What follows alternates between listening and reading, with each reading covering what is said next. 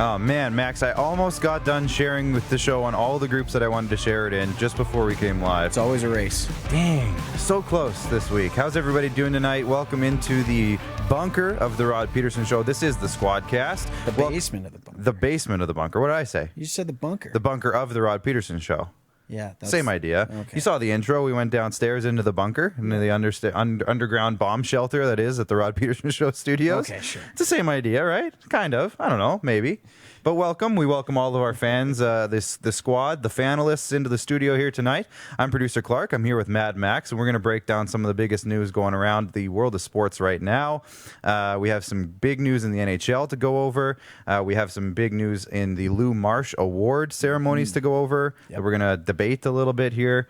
And, of course, we are brought to you by Rockstar Supply Chain Solutions.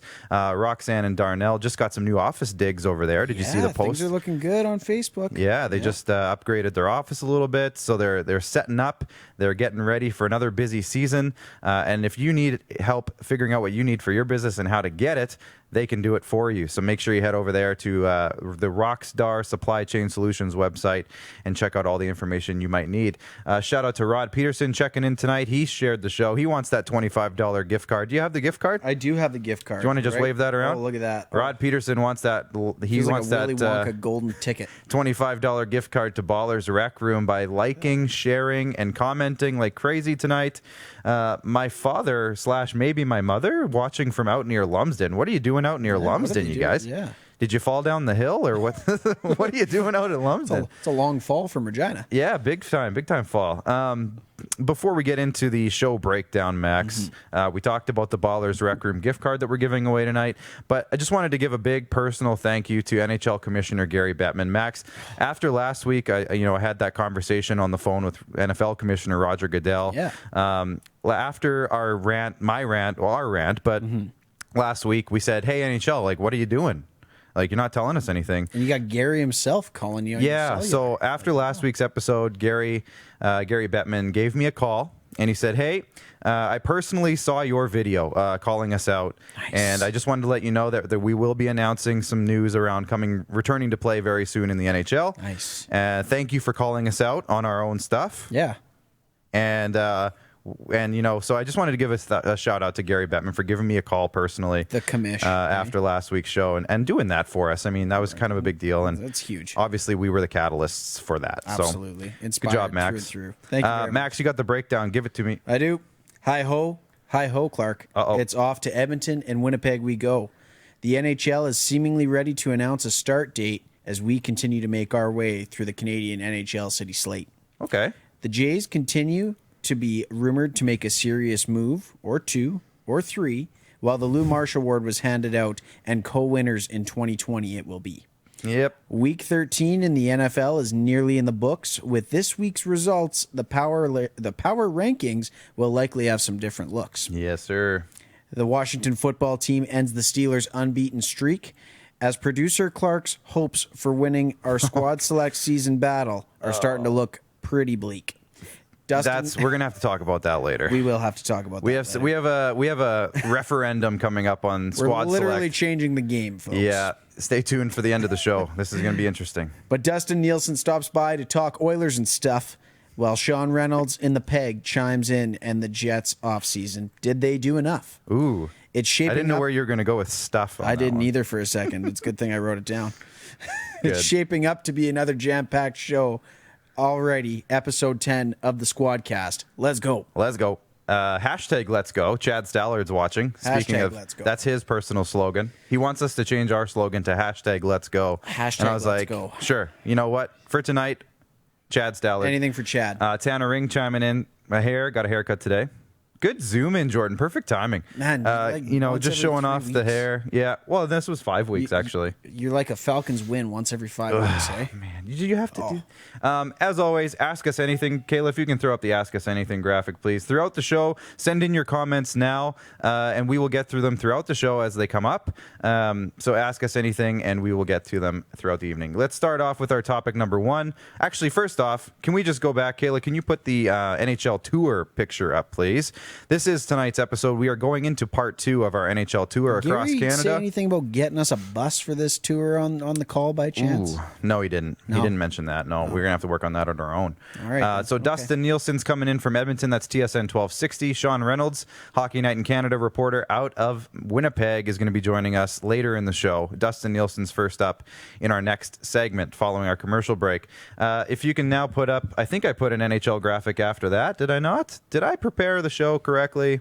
Yes, I did. Thank you. Nice. We came out, obviously, the other day with some big news, mostly out of Darren Dreger. Pierre LeBrun filling in. Elliot Friedman had some tidbits.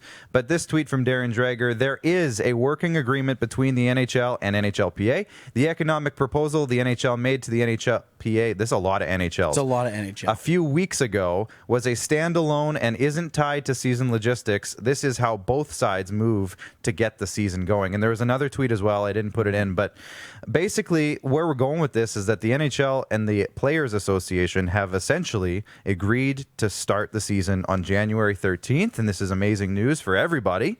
Now, they haven't come out with a ton of details, I don't believe, about like fans and stands and exact schedule yet, but it seems as though they have an agreement in place. And of course, like Darren Dreger says on that tweet, it appears as though January 13th is a start. Max, you have a few details that you saw in a Sportsnet tweet. Can you just... a tweet from 590 The Fan. I want to thank Nick Alberga. I think he gave a little retweet to this. It caught my eye a little bit. So we're looking at non-playoff teams, right? So if you're one of the 7, I believe it was 7, right? 24 teams in the expanded playoffs. Geez, it feels like a lifetime ago. Man. But one of those 7 teams, you're going to get going in camp a little bit before the new year. December 28th. I'm not too sure why that extra 3 days. Yeah, why for non-playoff teams? Just because they started... competitive thing. Who knows? Either way. And then if you, by chance, even got into the play-ins or marched all the way through the Stanley Cup playoffs, you're going to get going between January 1st and 3rd. I can't imagine too many teams are going to have guys showing up on New Year's Day. Obviously, a big family day and all that fun stuff. But January 2nd, 3rd, 1st to 3rd, whatever it is. And then we're going to see puck drop on January 13th. No exhibition games. At least that's what we're hearing right now. Yeah, and honestly, why would you? Exactly. Just get into it. 10 days. And guys are already skating. Yeah. This is what I'm seeing on Nashville Predators Instagram every day. The boys are looking great in gold. They're going to be ready for a cup run here. But anyways, no, that's neither here nor there. A lot of guys getting prepped up overseas, whatever it may be. Guys are coming back. Nico Hischier, there was a nice little tweet out about him coming back from Switzerland. But yeah, we're going to get hockey back right at the start of the new year nearly. So, I mean, 13 days off the pace. It was looking really bleak, Clark. I wasn't sure if we were going to get something going until February. And you started seeing a lot of the pundits coming out and saying, you know, I think it's February now. And we were all like, oh, no, February is going to turn into not happening at all. Yeah. And now January 13th comes out, so that at least gives us a target. And we're now looking forward to schedule releases and all the rest. But the one thing that stood out to me, Max, is how is this going to affect the World Juniors? Yeah. And not that the World Juniors is like something the NHL really cares about. Let's be real. They're worried about their own season. They don't care about the World Juniors. But what we've seen is that a lot of teams were loaning players to the World Junior camps contingent of when their camps were going to be starting. Exactly. So what we saw the other day was that I believe the Devils general manager came out and said Jack Hughes is not going. He is staying in our camp. Yep. There was also Alexis Lafreniere has been basically said that he's not going from the Rangers camp, which leads me to believe Capo Kakko won't be going for Finland. Yeah. Now, the other thing, too, just to touch on the World Juniors for a sec, Canada starting their practices up as of tomorrow. Yeah. They're resuming their camp after being in quarantine for 14 days. I've seen a lot of struggles out of international countries like Sweden. I think I saw a few Czech Republic players, some Russian players. I think a lot of these players are getting COVID and they're not coming anymore. No, exactly. I don't know if you saw that, Max, but 3 Swedish players came out today and tested positive, among some other players in other countries, like I mentioned. So it's not settled yet that the World Juniors are happening. No, exactly, right. And when it comes down to it, at the end of the day, right, safety above all for especially these young kids, right? Yep. They're just starting out, potentially their pro careers for some of them. There's junior implications. There's just so much that goes into this tournament, right? Hopefully we get through it relatively unscathed, but at the same time, right, it's just like anything in 2020. It's it begs the question: is there an asterisk, right? Yeah. If a couple of big names are removed from some lineups, right? If Yaroslav Askarov can't go for Russia, or if Kirby Dach gets recalled by the Blackhawks, we still don't know how that situation's going to unfold. So it's going to be interesting. I'm still really, really excited, regardless of who suits up for Canada. The tournament is what means the most to me for World Junior time. So I personally can't wait to get it going. And at the end of the day, hopefully these kids are just all staying safe and healthy. And at the end of the day, let's just drop the puck. I'm just excited to drop the puck in any sort of which way. Yeah, and Max, you know a place that has been back in action for a long time? No. You heard about this? Hoop Life Basketball? Hey, nice sweater, by the way, Hoop Max. Life Basketball. Look at Max's sweater. You don't say, hey? Now, Hoop Life is a good partner of ours, and they are the place that you want to be if you want to get better at basketball this off-season or, during the season. Is there an off-season for basketball? Never. HoopLifeBasketball.com. Use promo code SQUAD10 for 10% off all camps, sessions, and apparel, like what Max is wearing, and they have a ton more stuff, too. Like, that's just the tip of the iceberg, really. So much. And with Christmas coming up, that basketball player in your life is going to love it. Oh, look at this. Thanks, Director. Getting creative. Taking some creative freedoms back there, huh? Jordan must be well fed tonight. He had a few oranges before the show. He's got that vitamin C pumping through his veins. Yeah. So get a Hoop Life gift card or hoodie in your kid's stocking this Christmas, and they're going to love you for it. So hooplifebasketball.com, and make sure you use promo code SQUAD10. SQUAD10, 10% off. Our second savings. Yes, our second topic. You can throw up the Lou Marsh Award graphic, please, Kayla. Of course, the Lou Marsh Award was announced today. That is top athlete in Canada, and it was co-awarded to Laurent Duvernay-Tardif and Alphonso Davies. Of course, the Super Bowl champion on the left, the 5-time champion in soccer on the right. Just this year alone. So he won what? MLS championship with TFC. Did they win? And then he went overseas. He won an international thing. He won a whole lot of trophies this year. That's Bundesliga in Germany, the Champions League or something, and one other. He won 5 championships. It was a lot. He's 19 years old, people, or something along those lines. He's not that old. And so we had an argument today. Well, not so much an argument, but Rod and Darren on the Rod Pedersen show earlier today debated. This was before the award was announced. They debated who should win. And they both said that it's a personal sporting achievement award. It shouldn't be for goodwill. It's not a goodwill award. It's not a humanitarian award.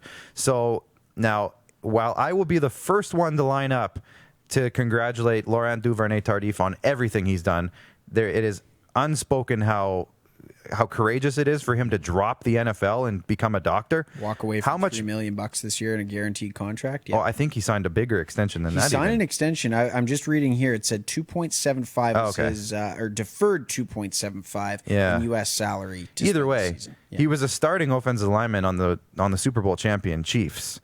And then he decides to, you know what, I'm hanging it up. I'm going to be a doctor and help out the pandemic situation. So, yes, I get it. He's amazing. Yeah. But he was a offensive lineman, potentially not even a full-time starter on the team that was in January. Right. And then nothing else in February. Nothing else the rest of the year. Okay.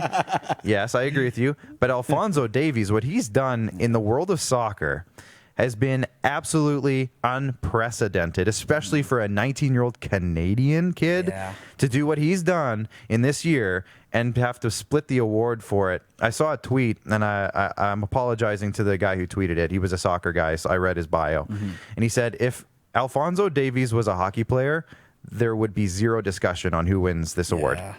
So, Max, you wanted to just kind of go back and forth a little bit on why you're okay with it being co-winners, and go ahead. Yeah, well, and at the end of the day, it's kind of tough to justify it for both ways. Like you said, amazing accomplishments for each of them. Do you split the award? We were joking back and forth. It's kind of the Canadian thing to do. Super Canadian, sure. It's been done 3 times in the history of the awards. So, I mean, if there was going to be a year, especially a crazy one like we've just had, why not this year, right? Duvernay-Tardif, is that the best way to pronounce it? Pretty good. I hope so. Yep. Anyways, when you look at his accomplishments, he's the 4th NFL player from Canada that's not a punter or a kicker to win a Super Bowl. Okay. And like you said, like starting on the offensive line, protecting Patrick Mahomes, I mean, that's no small feat for a Canadian, right? At the end of the day, he he did what he, I guess, set out to do athletically. Yeah. And then, yes, humanitarian wise, but I guess that's kind of funny when it comes down to who's voting in this process. I guess maybe that appealed to the voters, right? I mean, maybe they took the athletics and were like, yeah, okay, maybe that's, especially in this year where athletics hasn't meant quite as much. Yeah. I mean, for Definitely. some anyways. But it's at the end of the day, there's an award split. But as you mentioned, when you go through the list of Davies' accomplishments at 19 years old, it's hard to see why Duvernay-Tardif's name is on there, but it's also not hard because of what he's done off the field too. No, and that's exactly it. So my argument today, and I've seen it on Twitter, it's not my original argument necessarily, but give LDT the Order of Canada. Give him a key to the country. Give him a key to the city. Do something else for him. Give him some sort of like Medal of Honor. But the Loon Marsh is for outstanding sport achievement, and I guess it's tough too because Duvernay Tardif was on a team sport, and Alphonso Davies, although he's in a team sport, was in the spotlight at all times. He was the guy who scored the goals. He was the guy who did this, right? He had that personal achievement in terms of stats. Starting for Bayern Munich, like that's a team. Again, like, you're a big soccer buff. Bayern Munich is a squad. Yeah, and again, Canadian kid, and that's never been done. So that's where we're going to leave that one. We're moving into our Vigor fan vote now. I guess chime in, comment now. Do you agree with the split on the Lou Marsh Award or not? But we'll talk about that later in the night as well. But we're going to our Vigor fan vote. So this week on the Vigor fan vote, again, Twitter polls just don't seem to want to work for us. Friggin' Twitter, man. So we got a winner, but I don't know how legitimate it was. But we put in Floyd Mayweather versus Logan Paul. The boxing match got announced. It's going to be a talking point for a while. We'll talk about that down the road. It didn't win, and we might get into it next segment, actually. Possibly. Will the Blue Jays make a move?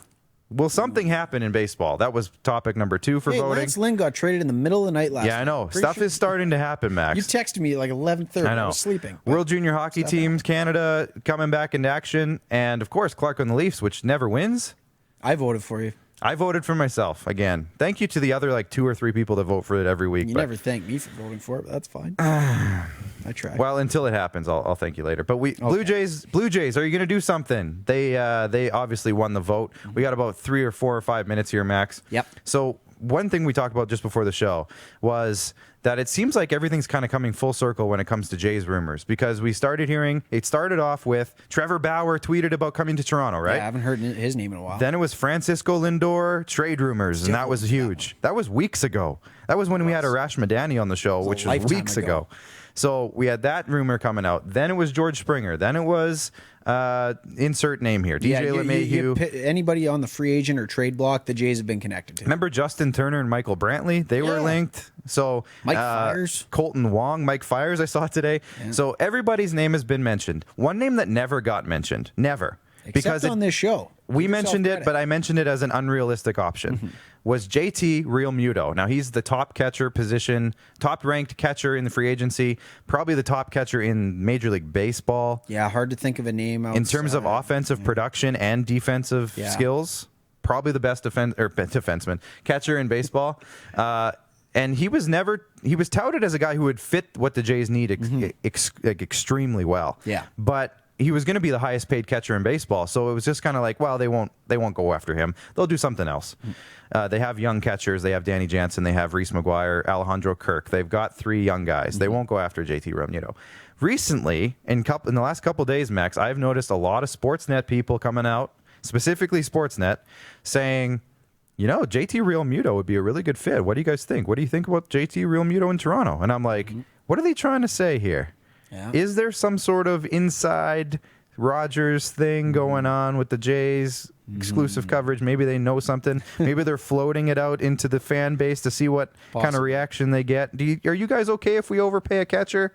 So what do you think, Max? JT Realmuto, would he be the best out of all of the free agents in terms of fit. It was funny. We were looking at his numbers before the show, right? And I think JT Realmuto's name is not really a household one amongst Jays fans because he's played in the NL for his entire career. Marlins, Phillies. We saw Francisco Lindor beat us in our own barn in 2016. That was when Cleveland, did they sweep us? Either way, it was not a good result at the end of that series. Didn't end But well. Francisco Lindor has kind of been in the forefront of some Jays fans' minds, and they know what he can do playing in the same league, playing against the Jays a little bit more. When you look at JT Realmuto and what he could bring, not only on the defensive side of the ball, but for an offense, like for the offense he provides as far as a catcher is concerned, we'll just go through the numbers really, really quickly here.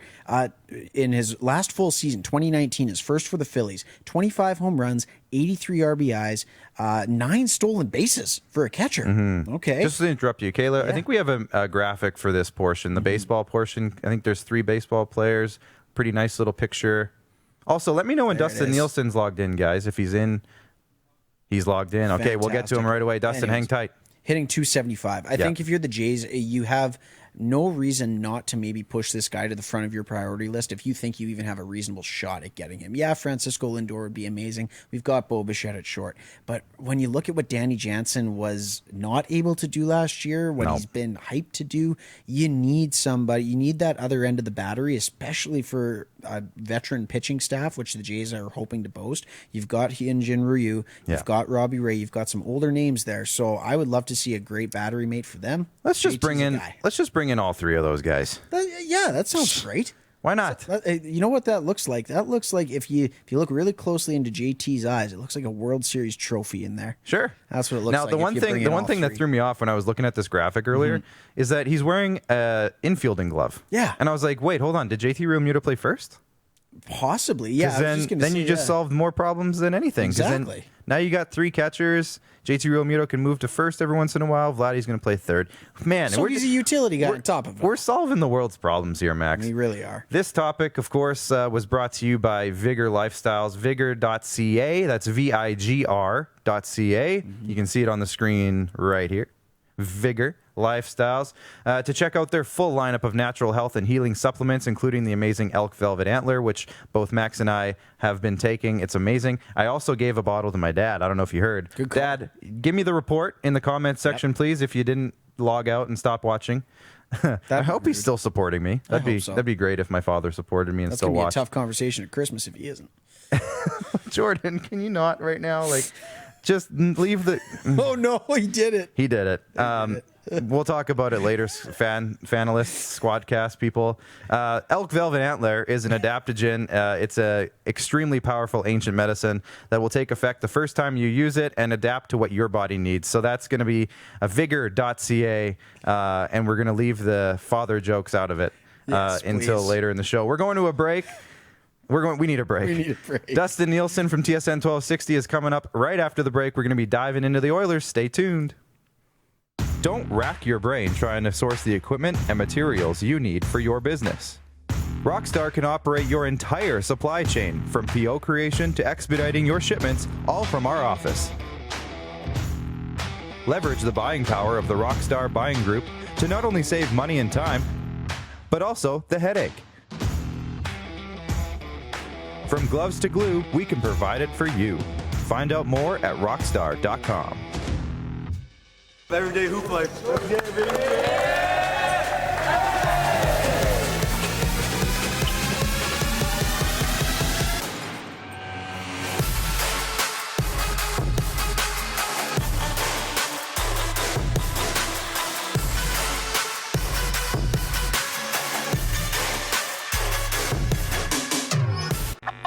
Does this look familiar?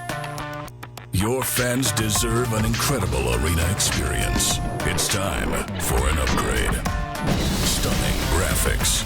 Revenue opportunities are just the beginning with our in-venue display systems and scoring technology.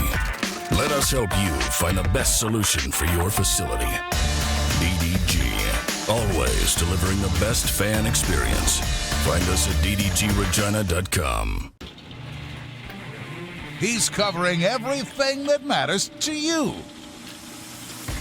It's the Rod Pedersen Show. Tune in live Monday to Friday, 10 a.m. to noon to catch the show live and be a part of the action. Take control by commenting live and sharing the show with your friends. IKS Live. IKS Live. Western Canada's premier production services company. LED sign rentals. Video production. Event management. Look no further than IKS Live. Visit our website. IKS Live. Always the best seat in the house. IKS Live.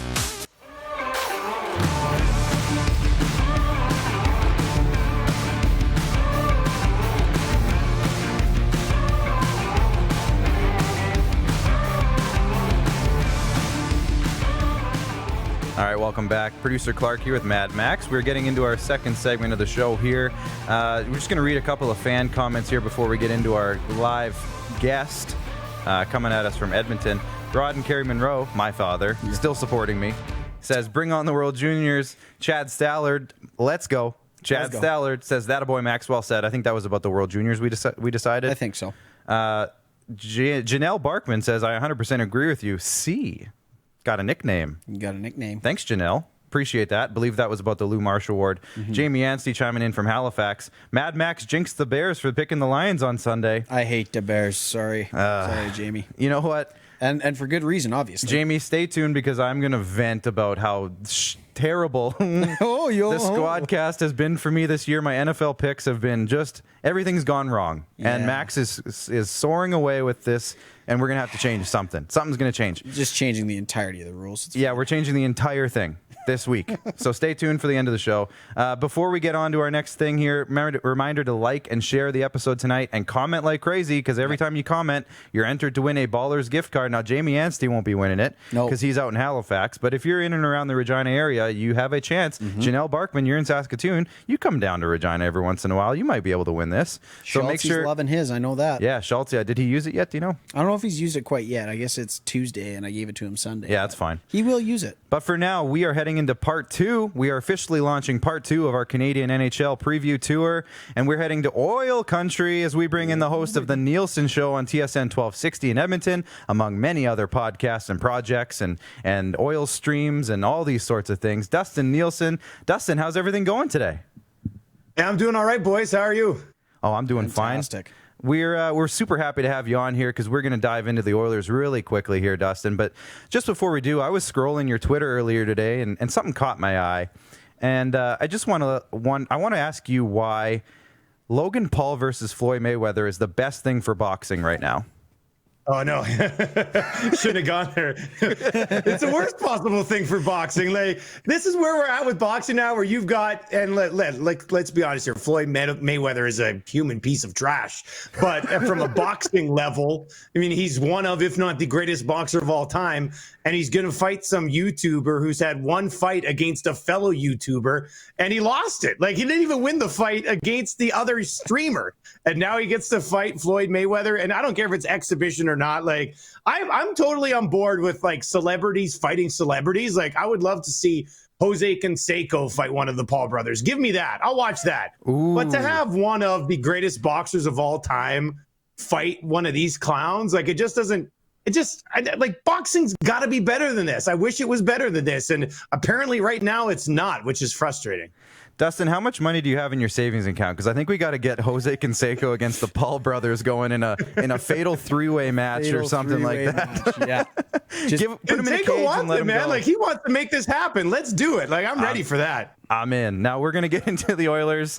Dustin, now just have a look at your screen. Kayla's going to throw up a off-season recap, if you will, to this point for the Edmonton Oilers. And Kayla, once you get that up there, are you guys paying attention back there? There it is. There it is. And I'll just say this. Can I just say this? Your guys' graphics are on point. Like, I love the way that this thing looks right now. This is awesome. Do you like the old school TVs, the tube TVs that we got going on here, kind of for the guest calls? I like it. It's been good fun. Stuff. Yeah, this looks like every house that I ever had until I was like 30 with these types of TVs. So that was kind of the design plan. That's what we were after. Yeah. So yeah, throw that graphic back up here, guys. Let's get into it. The Oilers last year ended with a 37-25-9 record for 83 points. they're heading into next season with a hypothetical $0 in cap space. They've added guys like Kyle Turris. I'm putting Jesse Puljujarvi on this list, and we'll get into that in a sec here, Dustin. Dominic Cahoon, Tyson Barrie, of course, who's featured in the image there. Anton Forsberg in net as for a depth goaltender. And they brought back, of course, Mike Smith, which I didn't include, but they've lost Marcus Granlund. Mike Green retired. Thomas Yurko's gone. Your boy. Andreas Athanasiou. Benning's gone. Sheehan is currently unsigned. They're coming back with Leon Draisaitl, of course, who led their team and the league in scoring last year. And their top draft pick was Dylan Holloway with the 14th pick. Let's bring Dustin back in. Dustin, when I go over that list, who strikes you first off as either subtraction or addition that might have the biggest impact on this team going forward? Just quickly, I'll start with the subtractions. And to be honest with you, I don't really think they lost much. Like if, as you lay out that group of guys that they lost, Athanasiou they brought in and the trade doesn't look good, but he really didn't bring anything to the table. Riley Sheahan was an okay penalty killer, but I really don't think they lost much. As far as what they're getting and who they're bringing in, I think the answer has to be Tyson Barrie, especially with Oscar Klefbom being out. I mean, Oscar Klefbom being out has obviously freed up some space for them to get Tyson Barrie. And Tyson Barrie, in my opinion, is one of the best power play defensemen in the National Hockey League, and now he's going to have a chance to be on the best power play in the National Hockey League. So you can look at it and go, wow, Tyson Barrie's going to make that power play even better. But their power play last year was like all-time good. It was one of the best ever. So if you got McDavid and Draisaitl, the power play should still be good. So I'm sure Barrie will put up a ton of points there. What'll be interesting for me is what he does 5-on-5, because they're going to need him to carry top 4 minutes 5-on-5. The right side right now is Adam Larson, who could have some tough matchups. He could be that guy that gets out there quite a bit against some of the other team's top guys. Ethan Bear obviously had a great season last year. And then you got Tyson Barrie. So the right side is interesting because how do they find ice time for everybody 5-on-5? And if they can get a good season 5-on-5 out of Tyson Barrie, I think that helps take that blue line to the next level. So they'll need more than just power play contributions from him. And if he's capable of that, I think he puts this team in a pretty decent spot. Nice. And you know what, too, Dustin, when you look at this team, right, it's McDavid, Draisaitl. It's kind of been the narrative for the last couple of years. They're very top heavy, and it's a nuclear weapon when you put them together and essentially on 5-on-5, right? You've got them on the power play together. But for this team to truly reach its peak, does Dave Tippett have to, I guess, split them up? Do they have to find a way to be able to play the full season, I guess, with those two split? Or again, do you just go with the nuclear weapon and commit to it for an entire season? Kayla, maybe before we get into this answer from Dustin, can you just put the hypothetical lines up that I have there for Edmonton lines? This is from Daily Faceoff, Dustin. Love so hypothetical lines. Oh, I know. Don't take this as what it is, but this is just from Daily Faceoff. So this could be a potential option. Now, you're probably going to switch this around, but go ahead now and talk about the lines here. Yeah, like if you look at it, I mean, from as far as stacking McDavid and Draisaitl, what we realized under Dave Tippett through last year, I mean, Tippett got to a point where he just decided that this team, if they're going to be successful, they're going to have McDavid and Draisaitl on different lines, and that's what they managed to do last year. And in fact, the Draisaitl, Yamamoto, Nugent Hopkins line, when united, was one of, if not the best in the National Hockey League after January, up until the shutdown last year. And then in the playoffs, in the bubble, when they resumed, Dave Tippett did not go back to it until there were 7 minutes left in the final game. He wanted to get Nugent Hopkins and Connor McDavid going to have two legitimate scoring lines. Now, any line that McDavid's on is a legitimate scoring line, but he's trying to get that winger, putting Ryan Nugent-Hopkins on that left side. So I would think that's probably how it starts again. And if we bring that line combination back up, I mean, yeah, I can kind of lay it out for you very quickly with Draisaitl, and it'll be interesting to see. Draisaitl will have Yamamoto on the right side. Like, that's one duo that we would know. And then you'll have McDavid with Nugent Hopkins on the left side. Dominic Cahoon, as you see here, likely gets the first shot, considering he's buddies, and him and Draisaitl just have some natural chemistry together. The interesting spot in this top six will be up on the right side with McDavid and Nugent Hopkins, because Zach Kassian will probably, like, in the dream world for me, Jesse Puljujarvi gets that spot, gets to stay there all year. I think he could play well there.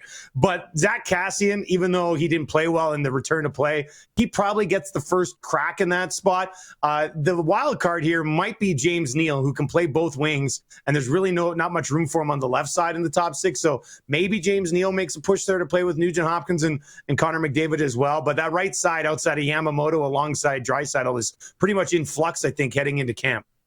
Let's jump on the hamster wheel for a sec here, Dustin. Jesse Puljujarvi, you mentioned him.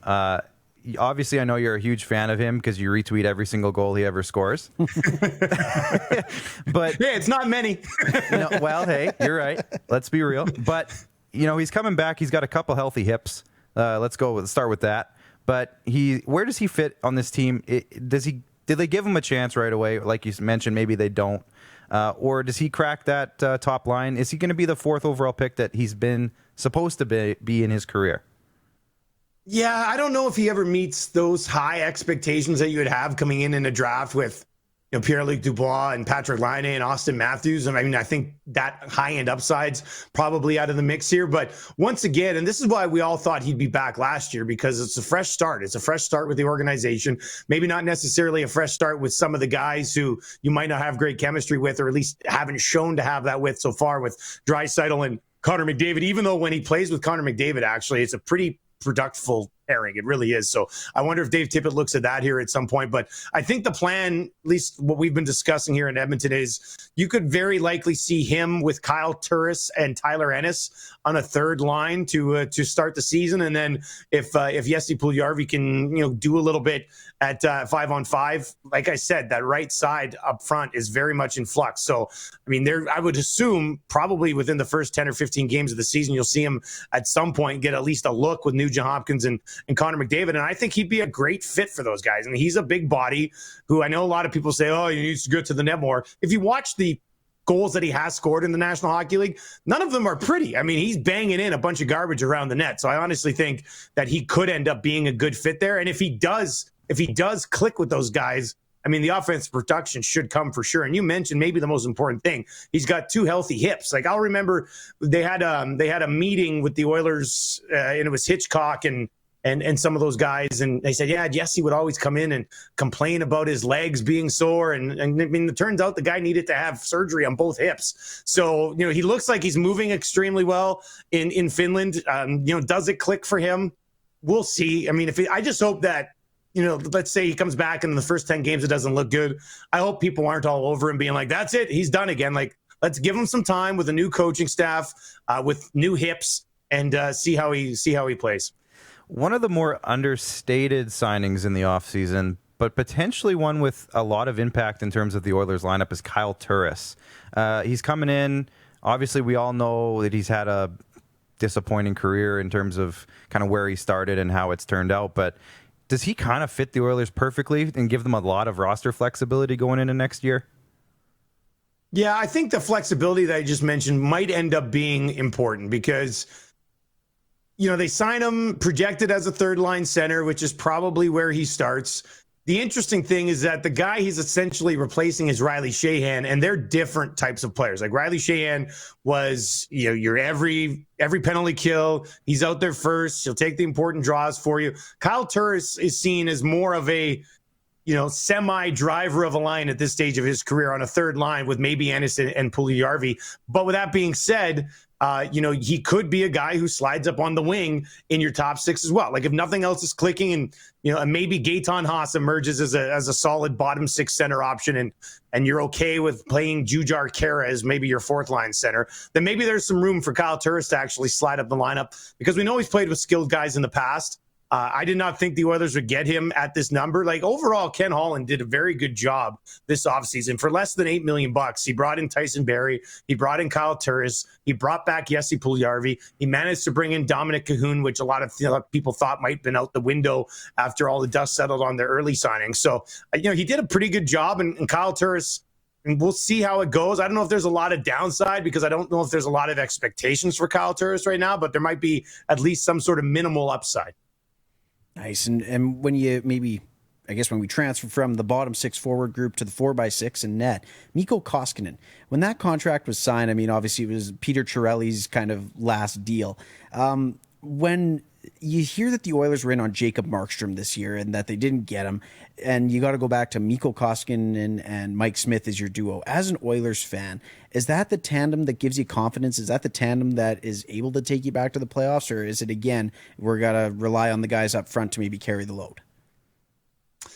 Well, confidence is probably a bad word. Like, I don't know if confidence would be the best way to do it. I mean, Koskinen, his numbers last year weren't bad. He had like a .917 save percentage. And Mike Smith at one point went on a run where I think he won 12 of 17, which essentially pushed them into the playoffs, really, and had them in second in the Pacific Division. So even with their goaltending last year, which was kind of up and down the entire time, they were still second in the division when the season came to a sudden close. So it was good enough to be playoff goaltending last year.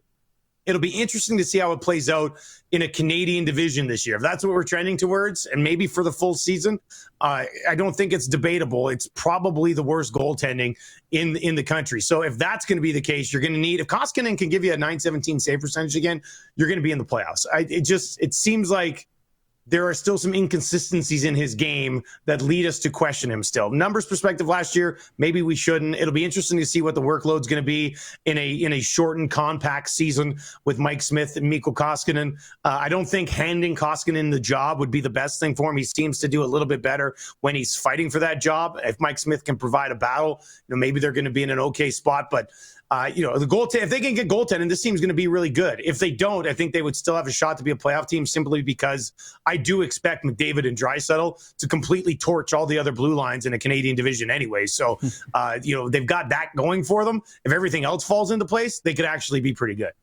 Yeah, I saw your video clip about torching the blue lines in the Canadian division. That was interesting, and it's an interesting thought because a lot of people have been saying about the Canadian division. A lot of the teams in the Canadian division could hypothetically make the playoffs in their own division, let alone in a Canadian division. But it could be a lot of run and gun, like you kind of mentioned in the video clip I'm referring to that I saw you on Twitter. I think it was it your two guys and a goalie that I saw that on? Or where did you say that? Yeah, it might have been the Oil Stream, one of those two. They're basically the same, just branded differently. Don't tell anybody. Great sponsors, by the way. That Popeyes. Woo! Popeyes, love me. Yeah, they're delicious. Thank you for that. Yeah, get them on DoorDash and Uber Eats. There we go. Love it. There you go. There's a plug. Just like on the Canadian division, I was going to ask you about that anyway. So go ahead. Oilers. Yeah, like it's not just the Oilers. It's Elias Pedersen and Bo Horvat. It's Johnny Gaudreau and Sean Monahan. It's Laine and Scheifele and Wheeler and Kyle Connor and Tavares and Matthews and Nylander and Marner and the Tkachuk brothers in various locations. And I mean, whoever Montreal is going to try to put on a power play, I guess. Like, there's a lot of offensive talent in a Canadian division and a bunch of blue lines that I would say are likely average at best when you look around the league. So I think a Canadian division, I don't want to see this moving forward, but a Canadian division this year, I don't have anything bad to say about that. I think it would be the most entertaining of all the divisions on so many different levels. And I think because of that, with the top end talent that the Oilers have, I think they might end up being in an okay spot. And just to build on what you said about the blue lines, Colin McAnulty out of Ottawa is chiming in, and he says, Matt Murray has less than a .900 save percentage last year in Pittsburgh, and now he's on his way to a worse team. So Sens should have the worst goaltending in the country. So, hey, I mean, you look at every single radio host across the country, every single reporter is all saying Sens in seventh. Sens in seventh.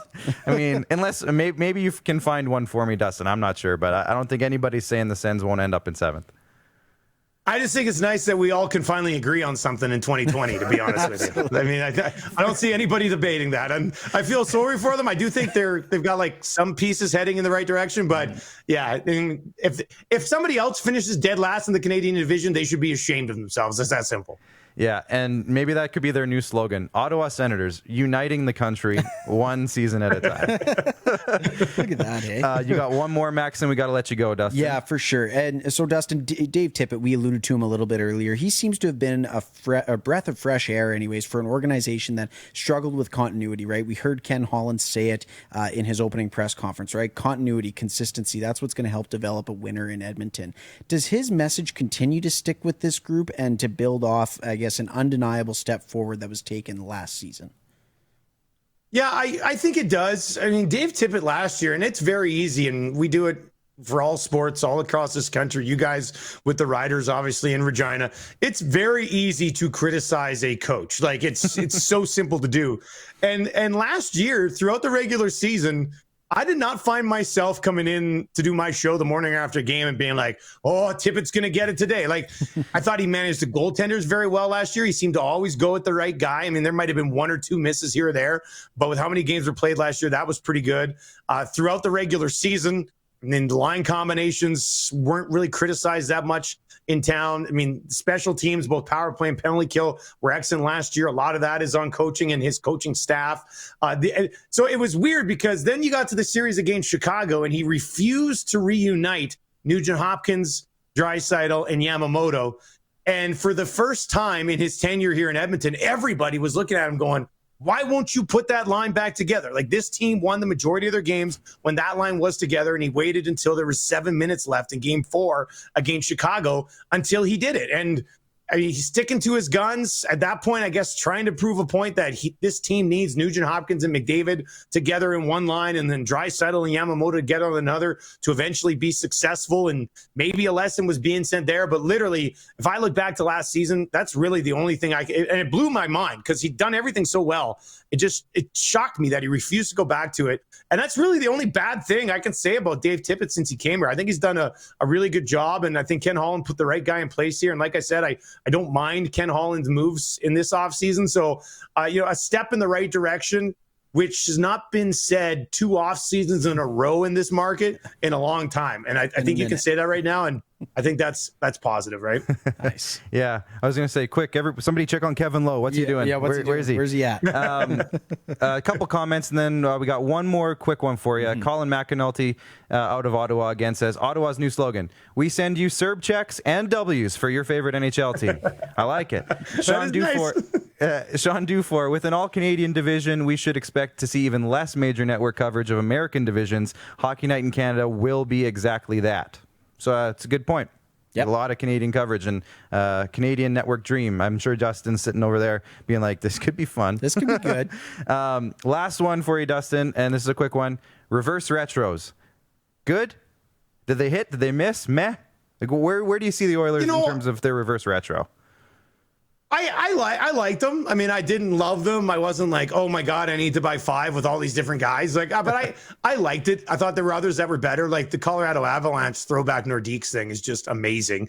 I have to get my hands on one of those. But you see the complete uniform pop up now with the white gloves and the orange pants, and I like the jersey. I'm not sure I love the rest of the getup just yet. I need to see those white gloves and orange pants on the ice before I can really kind of tell you my full thoughts, because I've never really been a fan of white gloves outside of at the All-Star game. So we'll see if they can pull it off, but I do like the jersey. I'd definitely give it a passing grade. Okay, I'll take that. Sorry, last Dustin. one. Yeah, we got one more that we got to go through anyways. Okay, where did the Oil finish? All-Canadian division, 1 through 7, prediction time. Hit it. Man, I'm going to side with McDavid and Draisaitl and say they finished 3rd. I'll say they finished 3rd in the Canadian division. I think Toronto will be strong again. I like Winnipeg. I think Winnipeg's flying under the radar a little bit. They got the best goalie in the league and the best top 6 in the league. And in a short season, that might be able to carry you. And then after that, I honestly think it's wide open between the teams in the West here. And in a short season, I mean, Draisaitl or McDavid could put up 90 points in 56 games. Like, they really could. So I think I'd have to say that if they get any sort of goaltending, man, they should be able to be a top 3 team in the division. I like it. Dustin, thank you for joining us tonight. We'll let you go and get back to Tuesday night football or whatever else is going on. But thanks for joining us, and make sure everybody check out Dustin on Twitter and everywhere. He's got a lot of great content. So, Dustin, thanks for checking in with us tonight. Thanks a ton, Dustin. Yeah, thanks for having me, boys. Have a good rest of the show. Thank you.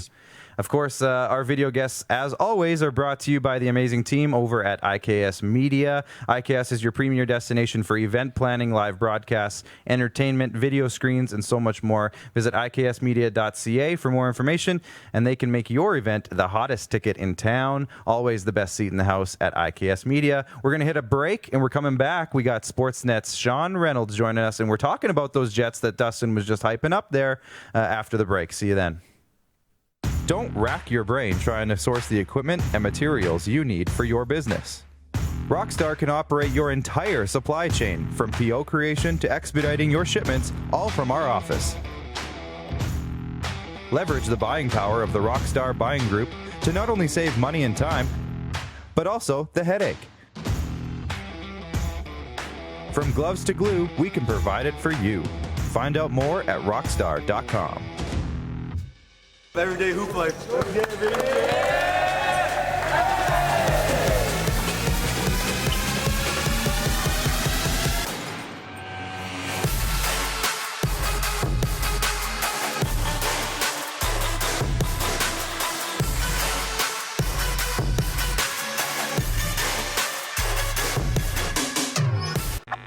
Does this look familiar?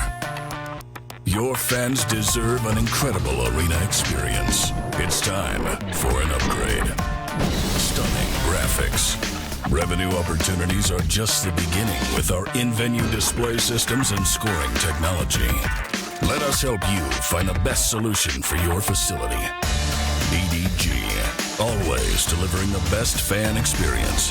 Find us at ddgregina.com. He's covering everything that matters to you. It's the Rod Pedersen Show. Tune in live Monday to Friday, 10 a.m. to noon to catch the show live and be a part of the action. Take control by commenting live and sharing the show with your friends. IKS Live. IKS Live. Western Canada's premier production services company. LED sign rentals. Video production. Event management. Look no further than IKS Live. Visit our website. IKS Live. Always the best seat in the house. IKS Live.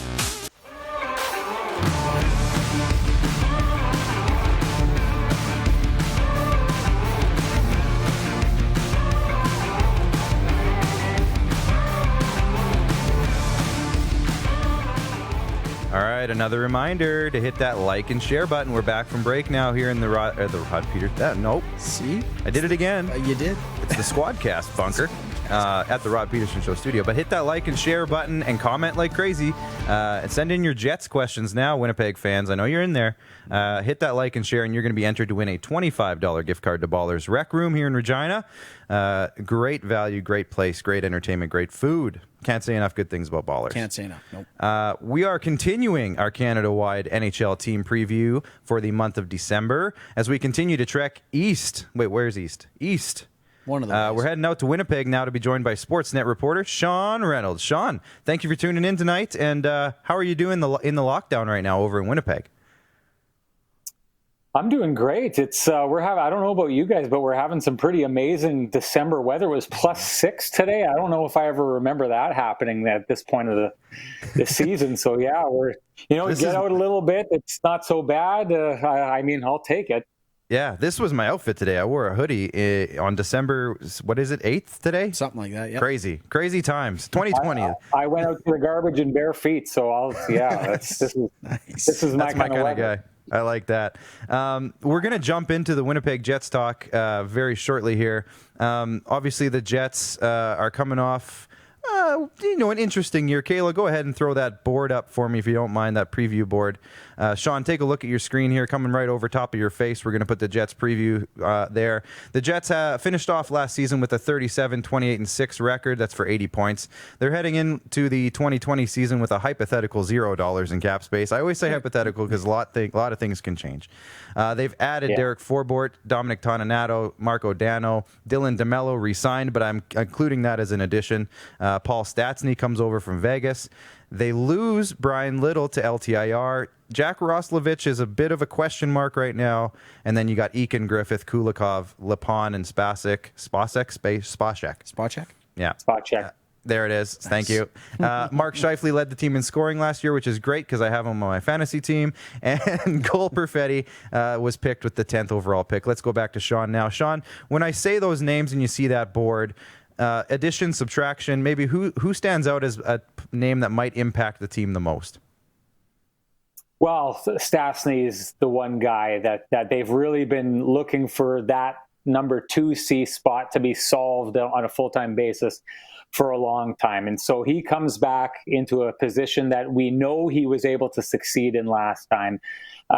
We know what's been happening in the offseason with Patrik Laine and his interest in getting out of town. It's looking more and more as the season gets closer and closer like he's going to be with the Jets. As soon as they got Stastny, I thought that was a sign that they intended to keep him and put Patrik Laine with that centerman that he's been looking for or has been looking for since the last time Stastny left, and see if he can't put up some real big, dangerous numbers. So Stastny, I think, is a really big improvement for the team on that second line. It's going to do a lot for a player like Nick Ehlers, a player like Patrik Laine. It gives, the ability for them to shake up the top six. The Jets aren't really the kind of team that likes to do that. That top line is, almost etched in stone, or has been in the past. But if they want to start juggling guys back and forth, they're able to do that. The other part about it that I think is, quietly very good in that pickup is Stastny's a really good defensive center, which this team needs to improve defensively in any way that it can. We saw what you put up on the board there. The name that stands out to me on the back end is Derek Forbort, not necessarily because I think he's going to be a major player, but he at least brings some size to a defense core that I thought really got pushed around in the playoffs last year. But I don't necessarily think he makes our defense core that much better. So if this team is going to take steps forward defensively this year, I think a guy like Stastny with his, play from the offensive zone to the defensive zone is where you can see maybe the Jets bumping up a little bit in that category. For sure. And Sean, we've got kind of, again, Patrik Laine. It's funny. He's been kind of the topic of the offseason, especially in Winnipeg. Your last time on the RP show, again, hot topic of discussion, but what type of return is, I guess, a reasonable one for a 22-year-old who's already scored 40 goals. If he is going to get moved, like you mentioned, the consensus is he's probably going to be staying for at least the start of the season. What type of package, or I guess what position are the Jets going to have to be in to, I guess, get a reasonable return for a guy like him? Well, I think their strength right now is wingers up top. Even with the players that they have, if you lose Laine, there's a chance Jack Roslovic can move up there. Jensen Harkins looked really good, and I think is a guy who could be a real player in this league. Mason Appleton has shown, some steps. So they have players that are going to be able to jump into that top six role if they lose that guy. So really, their strength up front is wingers. If they move Patrik Laine, they move from a position of strength. They got to address a position of weakness, and that's clearly the defense. I think if you're moving a guy who has the capabilities, and I fully believe one day Patrik Laine will be a 50-goal scorer, probably a couple times, if not more, in this league by the time he's all said and done. If you're going to go out and get a guy like that, you're going to want, in return, if you need something on D, you probably want to make sure you're getting a 1A type defenseman in return. Now, maybe that player is a little bit young and isn't quite there, but you want a guy that you can see moving into that role. So I think it's one of the reasons why we haven't seen a move yet. Kevin Cheveldayoff, we saw him through the Evander Kane situation. We saw him through the Jacob Trouba situations where we knew these were talented young players who wanted out, and it didn't happen quick. He ground away at that until he got what he wanted. And so you can see they've got 3 more years of team control with Patrik Laine. He's not going to go unless Kevin Cheveldayoff gets what he wants in this situation. Probably the best way to do that. Let's be real. They have the time. They might as well take it. And hopefully you can convince Laine that he doesn't need to go anywhere. He can play Fortnite in Winnipeg just fine. The last time a Finnish guy left town, it was maybe not the best thing for the Jets. So.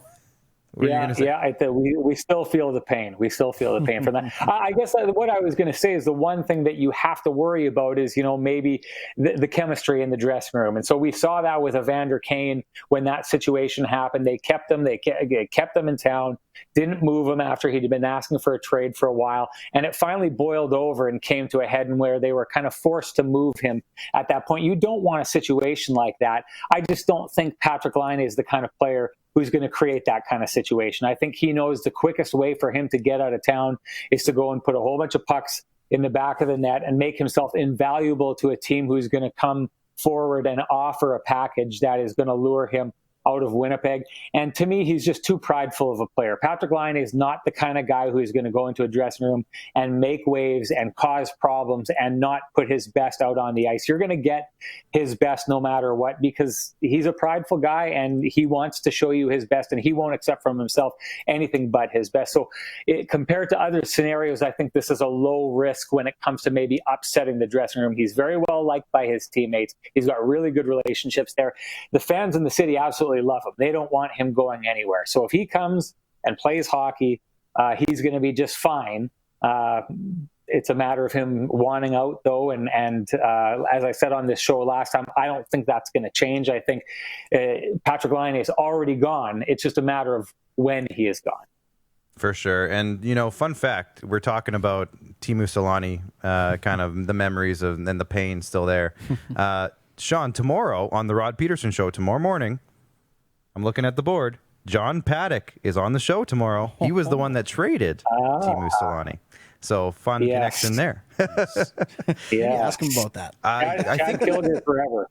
Yeah, we have asked him about that on the Rod Pedersen Show in the past, I believe, and he references it all the time. If you ever talk to him, he's like, "Hey, I'm the guy who traded Teemu Selanne, so like, I can do anything." There's worse guys to beat too. We have a question here. We'll incorporate the viewer questions here. Jamie Anstey is in Halifax, and he is asking, how many years do you see Nikolai Ehlers playing in Winnipeg? Do you see him being shipped out potentially if he doesn't fit the Jets team formula after this year or next? He is signed for a few more years, I believe. What do you think about that, Sean? Yeah, I think he's got good value. I think he's got really good numbers. He hasn't hit the 30-goal plateau yet, but he always seems to be sniffing around that mark. He's the kind of player, guys would absolutely love. And I do think that, before the idea that Patrick Laine wanted out of town, I do think that the Jets at some point were going to move some of that strength that they had up in their top six wingers and move that to try and bring in some help on defense. I think he was probably a prime target to be that, because Blake Wheeler's the captain and is going to, in my opinion, I'd be surprised if he didn't retire as a Winnipeg Jet. And Kyle Connor, the organization, is just absolutely in love with the guy. He's not going anywhere. So it seemed to me that he was the guy, you had cost certainty for a number of years. He looked like a player who had a lot of potential that could go somewhere and maybe achieve, greater things than he's achieving so far in Winnipeg. I just think with the idea that Patrick Laine is probably at some point going to be moved out of Winnipeg, I think it becomes less likely that you move him. I don't think you'd want to move him. He's just one of those players that he gets his hands on the puck, and his zone entries and zone exits happen. It's a cheat code. You don't have to worry about giving possession away. He just skates it out, skates it into the zone with possession, allows the Jets to attack right off the bat. He's kind of everything you're looking for in a new wave NHL player. So I do think that there was a time that there, and we were hearing a lot of rumors with his name popping up when I think the Jets were looking for help on the back end. I just think now, if that move is going to happen, with Patrick Laine's representatives making it clear that he wants out of town, when that move does happen, it's a lot more likely that Patrick Laine's name is going to be involved. Yeah, for sure. And you know what we alluded to a little bit earlier, right? The defense, right? You had Jacob Trouba exit last year, and it was that was the start of the decimation in Winnipeg on the blue line, and maybe a little bit unforeseen. Maybe it was in the marketplace anyways, but highlighted by Dustin Byfuglien's situation last year. Going to this year now into a new campaign, right? Have the Jets done enough to ensure that this blue line, as they currently have constructed, maybe there's a move to be made possibly before the start of puck drop, but can it hold up in this potentially ultra tough all-Canadian division? Hold up. I don't know. Okay, if you take a look at what they did last year and consider that holding up, then yeah, I think they're going to be very similar to what they did last year. They held up last year because Connor Hellebuck was the best goaltender in the league and absolutely saved them despite the really high quality chances they were constantly giving up. I take a look at this and I think that most Jets fans looked at what happened in the offseason. They expected Kevin Cheveldayoff to try and make the back end better. I don't think that we've seen that. And I think that I think the one area where they see, if I see a pattern out of this team, I think what's going to happen is they're going to go into the season with the team that they have, and they're going to try and get by with what they have, just like they did last year. And they like to try and survive or float or hang around that playoff spot. And then when they get a little bit closer to the trade deadline, that's when they make their moves and try and shore up their areas of weakness and try and make a run that way. I could see them doing something similar this year. You had mentioned Brian Little not being available. Him not being available means that his $5 million plus contract is available for them to use if they need to this season. So that would be my expectation, is the Jets are going to enter the season. They're going to take and give a player like Ville Heinola, who's right now playing over in Finland, who came out of camp with the team last season, really impressed as an 18-year-old. They're going to give him every chance to make the team. A player like Dylan Sandberg may get an opportunity as well. I've said in the past, so I think this D-corps needs to be better, and I don't think it's fair to throw that all on the shoulders of a couple of young players like that. But what I do see is the Jets doing exactly what they did last season, trying to use their opportune scoring, that their top six, very, very impressive. Try and win some games like that, win some games with goaltending, stay in the fight, stay around that spot they need to be around the playoffs. And then if they are going to address things, I think rather than taking real assets and moving them out the door now, they'll wait till they get a little bit closer to the trade deadline and try and make those moves at that time without having to sacrifice any of what they have on paper at the moment. Yeah, for sure. And you mentioned it a little bit there, but Connor Hellebuck obviously coming off a Vezina season. They bring back Laurent Brossoit. So, they've had the same. Now they're going into a season with the same goalie tandem for, I think, the third straight season now. How comfortable does that make this team feel overall, knowing that, the two guys they have in net have been pretty steady for them the last couple of years? Yeah, Lauren had a bit of a down season last year. He would be the first one to tell you. But, that's the confidence that this team has. They've known that for a long time, that when things get rough, they've got a guy who's quite often bailing them out on the back end in Connor Hellebuck. And I think it's interesting, 2 years ago when he was nominated for the Vezina and didn't win, and he signed that contract, a lot of people were worried, and I did a lot of radio shows and people were asking about that contract, and maybe if the Jets had thrown a little bit too much out there just based on that one season that he had. The one thing I know about Connor Hellebuck is the guy just, he's so obsessed with getting better. And we can say that about, pretty much any NHL player. It's the one thing they all have in common, but he really, really is near the top of the pyramid when it comes to those guys who just push and push and push themselves.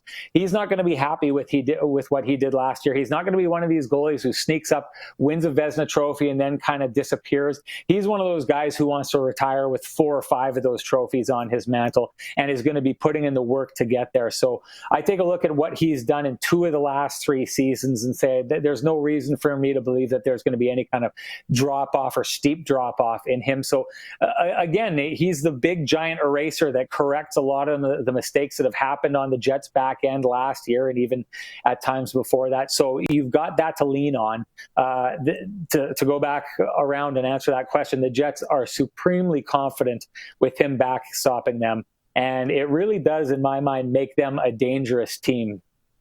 I think a lot of teams around the league would look at $6.16 million for a Vezina winning goalie and be like, yeah, we'll take that. Yep. So I think they're probably happy now, I would imagine.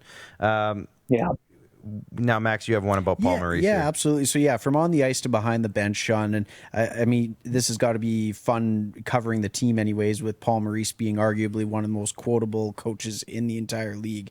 In your time covering the team, maybe give us your highlight of his best soundbite. What's the one that sticks out in your mind the most as far as your time covering the team? And additionally, what do you think his main message is to communicate with this Jets team on day one of training camp, which is looking like it's going to be soon? Oh, I'm not good with quotes. I'll say this, though. I just one of my favorite Paul Maurice moments he's just so engaged with the reporter pool, and that's why you get the great clips that you get from him, because he's willing to engage, and he wants to engage, and he wants to kind of, elicit laughter or elicit the response that he's getting. And I just remember personally talking with him a storyline that we'd followed a couple of years back about Andrew Kopp, how good of a high school quarterback he was, and how good he was as a football player. And Paul Maurice was up on the stand talking about it, and he said, like, seriously, like, Google this guy and go look at some of his highlights. So in the middle of the scrum, I kind of turned to my computer and started typing in and looked at some of the stuff that he was talking about. And he's just so engaged that through a room full of journalists, he looked over and saw that I was actually doing what he'd said and Googled it. And he was answering a question and kind of stopped what he was doing. He's like, yeah, okay. And then he just left and walked down to come down beside me. And everyone kind of came over, and we all just stopped and huddled around the computer and watched these highlights of Andrew Kopp throwing long bombs and running around the football field. And it's just that kind of accessibility that he has, where he's just, he asks you to do something and you do it, and he's like, okay, this is what I was talking about. And he kind of wants to come and show you and be a part of the whole thing. He's really, as a host on Hockey Night in Canada, we'll go in the afternoon before the game is coming. We'll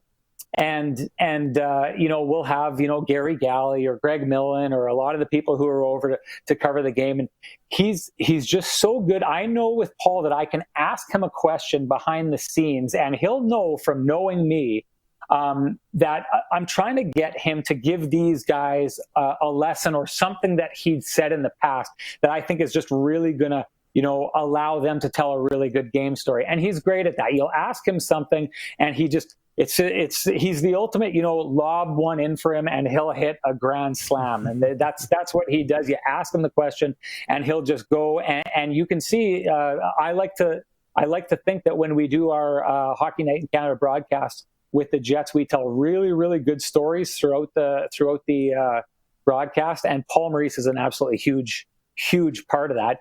To get back to the question you're talking about the team, I think the message is just always the same with this Winnipeg Jets team. It's always effort, effort, effort. And that's why Paul Maurice's teams usually, last year, years before that, you usually get the best that you can out of those teams, because those teams consistently give their best.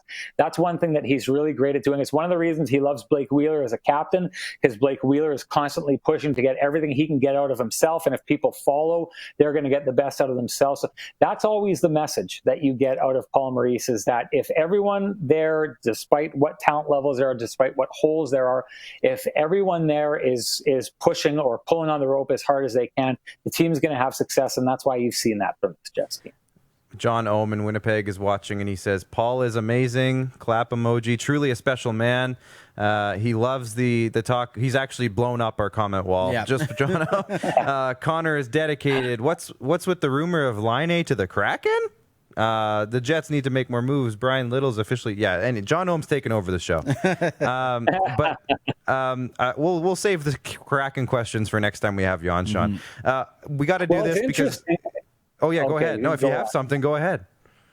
Well, my colleague Ken Wiebe and I actually were just doing some work on that. And the interesting part about that, and I said this the last time I was on the show, one of the problems with moving Patrik Laine is you need to move a guy who's going to make a lot of money, and everyone's having money problems right now.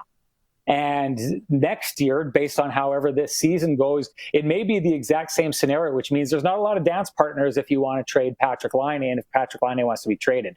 The Seattle Kraken, however, are going to be a team that is going to be wide open and will be able to take on that kind of salary. So Kenny and I, and there's going to be some work that's going to be we're going to be posting online where we talk about this, but we talked about the fact that, that could be a potential trade partner for the Winnipeg Jets, as long as they could find something that would be the Jets would want coming back their way. But the tough part right now is money, and Patrik Laine is already making a lot of money. He's going to get paid a lot more by the time it's all said and done.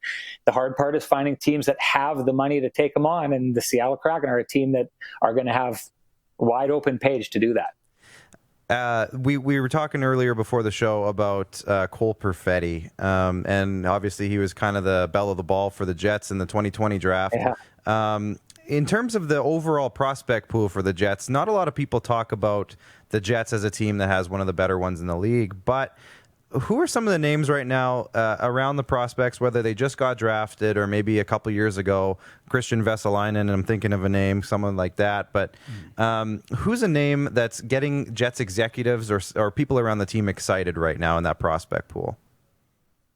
Well, I think Ville Heinola is the biggest. I mean, he was very impressive in his ability to put up points in his short stint with the Jets last year. He's a small guy, and he was playing as an 18-year-old. So the worry with small guys like that is how they'll be able to play in the man's game. And he didn't look like he had any trouble with it last year. And now he's gone out and had a year to put, beef up his frame. And there was a little bit of concern after he left the Jets because he went back to Finland and didn't seem to be performing that well, at least wasn't putting points up. But now this year in his season, he's really putting points up and is very impressive. Looks like he's going to be playing with Team Finland junior at the World Juniors. So if you want to see why the Jets brass is excited about him, take a look at him there. Christian Vesalainen is another guy I checked in with the scouts recently because he's starting to put up some numbers and kind of find himself. He kind of reminds me of Jesse Puljujärvi in that things just really went sour for him right away when he came to North America. And maybe going back home to Finland is exactly what those players need to kind of rediscover their game. It looks like in the case of both those players, Puljujärvi and also with Christian Vesalainen, that they're getting their feet underneath them. Talking to the Jets scouts, so there's still that big question mark of whether, Vesalainen is going to be able to have that translate on North American ice. And they haven't seen that from him yet. They haven't seen what they would have hoped to see from him at the AHL level. So he's a guy that, he's big. If you see, he can put up some really, really nice plays. He's a highlight reel type player. He's strong. He shouldn't have any trouble playing the man's game. But something just isn't clicking for him. If he can get that to click, he's the kind of guy that could really look like a steal, even though they took him in the first round. Two more for you, Sean, and then we'll let you go. These are quick hitters. But first one, we're asking all of our pundits across this Canadian tour, all Canadian division, where do the Jets finish? I've got them finishing fourth. Fourth, okay. I have them finishing. I don't know if this is a Canadian thing, Sean, but everyone seems to be saying third and fourth so far. Yeah, nobody's jumped up to the mound saying we're rolling. Yeah, I kind of feel like I'm just like sandwiching in the middle there and not trying to cause waves. But I take a look at it, and I think a lot of people think that Toronto is gonna. I think that's why you're not getting a lot of people saying that they're going to end up first. I do think the Jets are going to struggle like they did last year with their defensive framework. So I think that's going to be an issue. I take a look at a team like Edmonton, and I think they're going to be a little bit better than they were last year. Toronto looks to be okay. I think that Calgary has made some nice pickups and could be strong. Depending on what kind of performance they get from the Monahans and the Gaudreaus. And, based on what they did in the playoffs last year, Montreal looks like they could potentially be figuring something out, but they look like that every year during the regular season and then seem to have problems. But there's enough teams there that I think are making pushes that I think the Jets, as they are constructed with their defense, are a team that's going to be, trying to duke it out to get that fourth and final spot. Add some beef on the back end, and I think that totally changes anything. I think taking a look right across the Canadian division, I don't think there's a group of players when you take a look at that nucleus of the Scheifele's and the Wheelers and those guys who really, learned how to perform in the playoffs over the last couple of years. I think that they're dangerous in the way that I think they know playoff hockey better than any other team in the Canadian division, which could make them a very, very dangerous team. And I think that they're, again, always seem to be pulling on the rope at the same time, which is going to get the best out of them. That back end leaves too many question marks for me, which is why I think they're going to be duking it out for that fourth spot. I like it. Yeah, right on the bubble anyways. But you know what? To finish it up, Sean, again, thank you very much for your time tonight. Clark and I were talking about it before the show. An awesome little social clip of Teemu Selanne donning their new reverse retros. We got to get your opinion on it. Where did the Jets either succeed or fail in your eyes in terms of their reverse retro release? Okay, it takes me time to adjust to these things. I remember when I first saw the Jets logo when they came out with it, I didn't like it at all. To me, it looked like, curling ring circles, or it looked like a target. And I thought they were literally putting a target on their player's chest. Now I look at it and it's clean and it's simple. I love it. So sometimes it takes a bit. When they came out with the new reverse retros, I looked at them and I thought, man, what a swing and a miss.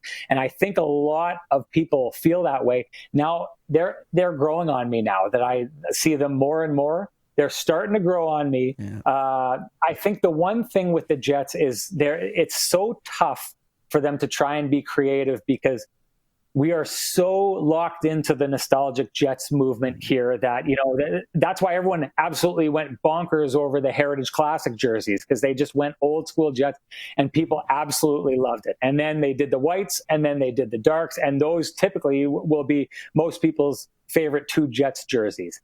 As long as there's the Teemu Selanne era Jets jersey out there that they haven't really explored, and maybe a little bit more so the color scheme of the Dale Hawerchuk jersey, I just feel like they're not going to be able to do anything. They tried with the Aviators, the Powder Blues. I'm not a fan. And I just think every time fans see it, they're just thinking, why don't you give us what we want, which is the 1993 era jersey or the 88 era jersey? And I just think it's tough for the Jets to try and be creative, because it would be easy to just go back and do that. And I think they want to try and make it their own. It's just so hard to do that because what people want is what they've already had.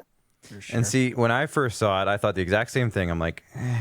And then I saw the picture of Teemu and I was like, oh, well. Yeah. But what I said from day one, if they would have just made that red instead of gray, I feel like it would have been an entirely different jersey. Yeah. I don't think they've gone red much in their history, have they? Not as the main base, no. So I thought a red might be really interesting. Arguably, it would have fit in better with the reverse retro theme as well, right? When you're taking a look at the teams like the Devils, where they, took the striping of the green and made that the jersey, that's the striping of the red would have made sense. And I've heard it before. I don't know. There's just something I like about it with when you see and you guys mentioned it in your last interview, when you see the full getup. Just the way that the white striping it plays off the darkness. I need to see them out on the ice in a game to really give a full opinion. But I'll tell you, right out of the gate, I thought, oh boy, they blew this one. I'm liking it more and more every time I see it.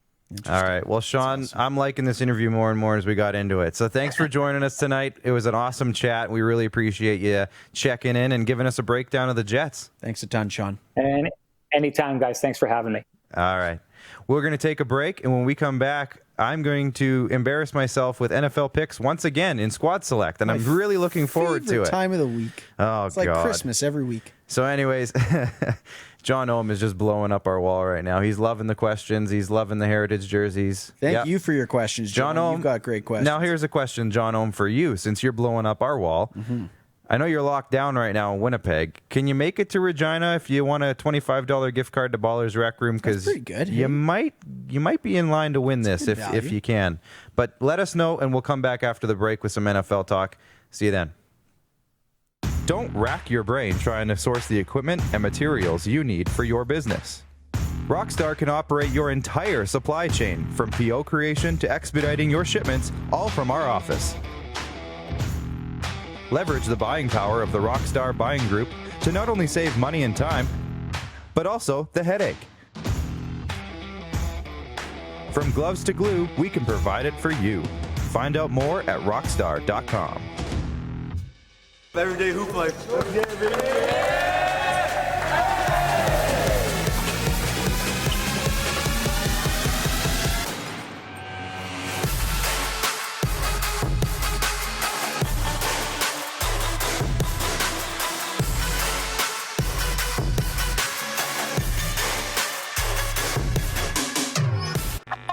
Does this look familiar? Your fans deserve an incredible arena experience. It's time for an upgrade. Stunning graphics. Revenue opportunities are just the beginning with our in-venue display systems and scoring technology. Let us help you find the best solution for your facility. DDG. Always delivering the best fan experience. Find us at ddgregina.com. He's covering everything that matters to you. It's the Rod Pedersen Show. Tune in live Monday to Friday, 10 a.m. to noon to catch the show live and be a part of the action. Take control by commenting live and sharing the show with your friends.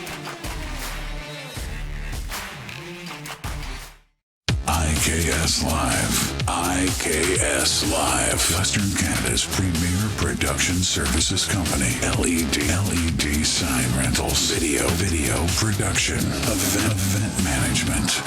Look no further than IKS Live. Visit our website. IKS Live. Always the best seat in the house. IKS Live.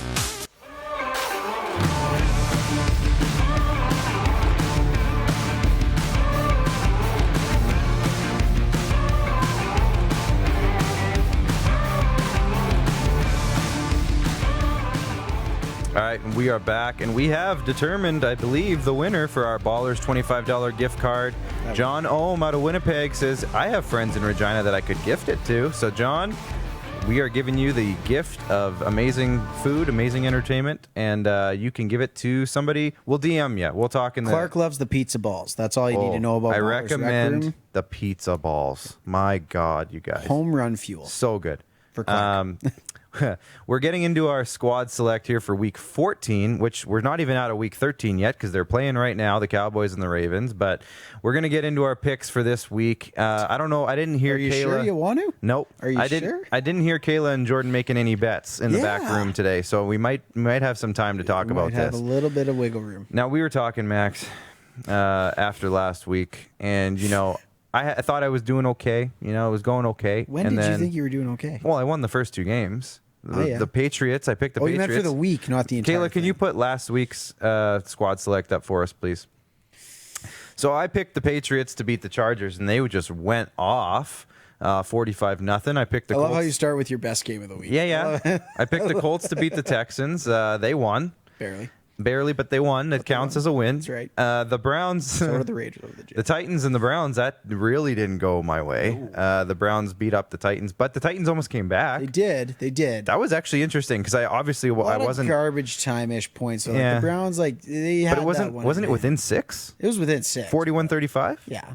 So, I mean... Titans just want to cover the spread, that's all. Oh, that's what it was? Yeah. And then you picked the Raiders and Jets, and you had a heart attack. You had a heart attack about that one. Yeah. Lions, Bears, you had a heart attack about that one. Yeah, I felt... Yep. Mm-hmm. So, but the thing is that's just how this squad select has been going. Exactly. You won both of those, whereas I would have lost both of those. And then you picked the 49ers, Bills, you picked the Bills, I should say, and they won. Yep. And then in our showdown game, it wasn't really that close. The Rams beat the Cardinals. We absolutely decimated them. Tanner knows what it is. How do I touch my hat? There it is. So I'm just having a hard time now. With you went 4-0, so you picked up another 2 games on me. Yep. So with the records in mind, that puts you up by 8 games. Not bad. It's a comfortable cushion. With what is it now? We're in week 14 this upcoming week. So how many more games do we have left? 3 weeks or 4 weeks of games? Yes, we got week 17. If you guys can believe it. Week 16.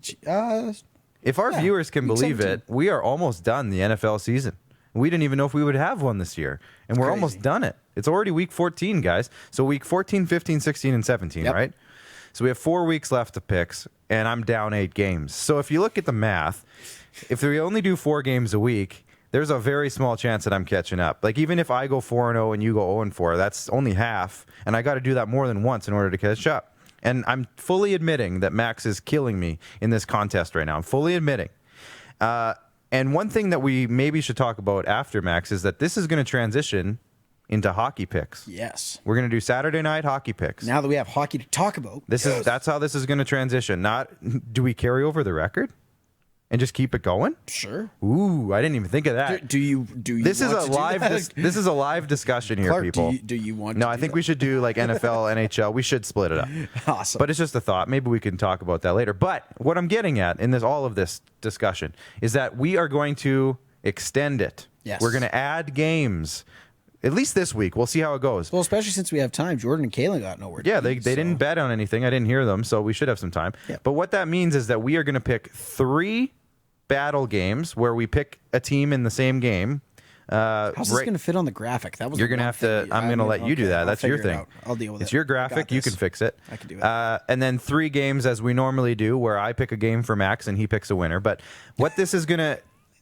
I shouldn't have said it that way, but it came out truthfully. It did. One of the things that what this is going to do is allow us to have more head-to-head matchups, which could lead to either you obviously extending your lead. Clark, can you please be honest with the people and tell them exactly why we were doing it this way? Or me catching up. I'm so far behind, I need a chance. So if I can win all 3 battle games, that gives, obviously a chance to catch up. If I don't do that, there's no chance of me catching up.